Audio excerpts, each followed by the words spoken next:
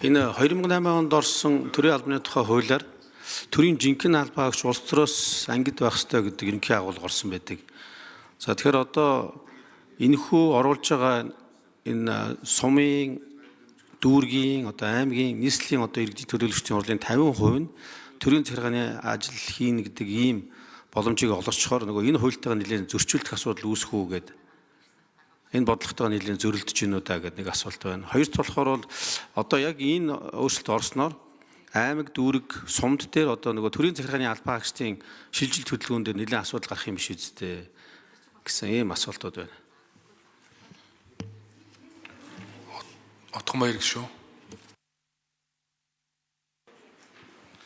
За Соронзон болд гишүүний асуултанд хариулъя.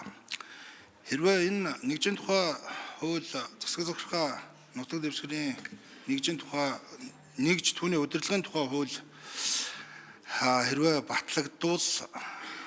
батлагдаад гарвал бид бүхний төсөөлж байгаагаар 6 сарын 1-ээс 2026 оны 6 сарын 1-ээс хэрэгжиж эхлэхий. Тэр хүртэл одоо төрийн албаны тухай хуульд дээр заагдсан тодорхой одоо зөрчлүүдийг бас арилгах, засаж залруулах, нэмэлт оруулах энэ ажлууд одоо ингээд үндсэндээ энэ 12 сарын энэ намрын чуулганаас бас хийгдээд явах юм аа.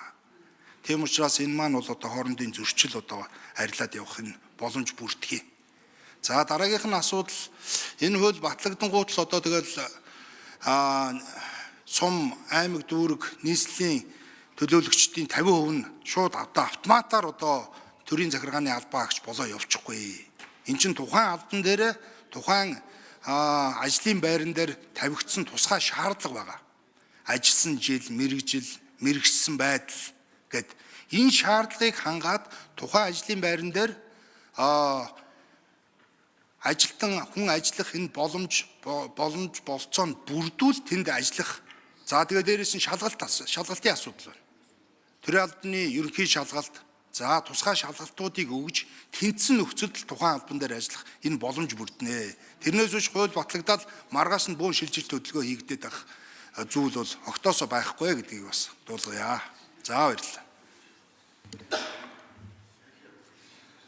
Алтан шагаа гişүү.